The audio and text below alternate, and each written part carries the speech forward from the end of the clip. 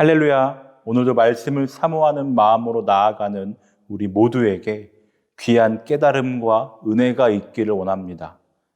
이스라엘 백성들이 포로 생활에서 돌아온 후 다시 모여 성전이 되건대요. 하나님께 대한 제사가 원래의 모습으로 회복되어 가던 중입니다.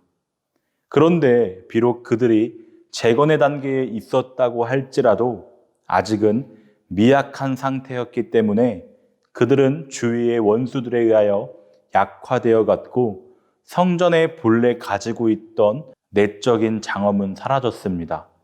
이 모든 상황들은 그들로 하여금 장래에 대한 소망을 가질 수 없도록 만들었기 때문에 그들에게는 포로 생활 이전의 상태로 회복되는 것은 불가능한 것처럼 보였습니다. 그러므로 바벨론 포로 생활로 인한 패배의식과 당시 당하고 있던 막중한 고통으로 인하여 성도들이 낙심했고 좌절했으며 절망에서 헤어나지 못하였습니다.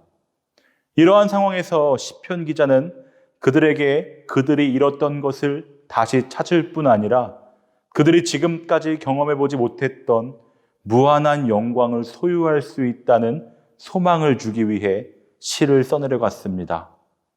먼저 구약의 교회, 곧 시온을 생각하며 하나님께 찬송합니다. 하나님께서는 이스라엘에 대한 자신의 사랑에 대해 시온을 세우시는 형태로 보여주셨습니다. 이스라엘이 특권을 소유하는 근본적인 이유는 이스라엘 자신의 거룩함에 근거하지 않고 오직 하나님의 사랑에 기인합니다. 성전이 자랑스러운 이유가 여기에 있습니다. 2절입니다. 여호와께서 야곱의 모든 거처보다 시온의 문들을 사랑하시는도다. 이 말씀을 단적으로 성전이야말로 얼마나 하나님의 큰 사랑의 대상인가를 잘 말해주고 있습니다. 야곱의 모든 거처보다 더 사랑하신다는 것은 가장 큰 사랑을 성전에다 베풀고 있다는 말인 것입니다. 이런 사랑은 그리스도께서 교회를 사랑하시는 사랑에서 더욱 잘 드러나고 있습니다. 그리스도는 자신을 다 주시기까지 교회를 사랑하셨기 때문입니다. 그리고 그리스도는 지금도 교회를 신부처럼 사랑하시고 있기 때문입니다. 사도행전 20장을 보면요, 하나님께서 당신의 피로 교회를 사셨다고 기록하고 있습니다. 성전에 대한 이 얼마나 놀라운 하나님의 사랑입니까? 그러므로 우리는 우리의 성전이 하나님의 사랑을 받는 일에 조금도 부족함이 없도록 해야 합니다. 조금도 부족함이 없는 것이 무엇일까 생각해 봤을 때 그 사랑에 사랑으로 반응하는 것인 것 같습니다. 세계 역사 속에는 모양을 달리한 여러 형태의 압제가 계속되어졌고 오늘날도 그 현상은 마찬가지인 것 같습니다. 그래서 압제당하는 자의 처세에 대한 온갖 썰이 분분합니다.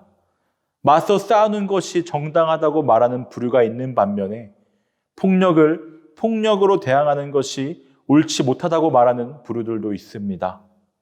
애석하게도 성경은 이러한 문제에 대해 정확한 답변을 내려주지 않습니다. 그러나 성경에서 일관적으로 보여주는 것은 사랑하는 마음을 가지라는 것입니다. 당신을 압박하고 모함하며 심지어 죽이기까지 했던 유대 종교 지도자들에 대해서 예수 그리스도께서는 끝까지 용서하는 마음, 사랑의 마음을 잊지 않으셨습니다. 몸소 보여주셨습니다. 한 기도책을 읽어 내려가는데 이런 고백의 기도가 있었습니다. 도망가지 않고 두려워도 붙어있는 자녀 되게 하소서. 고난의 자리까지 덜덜덜 떨더라도 그 자리에 있게 하소서. 비록 힘들고 어렵더라도 사랑의 마음을 갖고 살아가는 저와 여러분들이 되기를 소망합니다. 우리의 힘으로는 할 수 없습니다. 사랑의 주님께서 일하시도록 내 삶을, 우리의 삶을 내어드립시다. 그래서 주님 안에 근거한 귀하고 가치 있는 삶을 살아가는 모두가 되기를 기도합니다.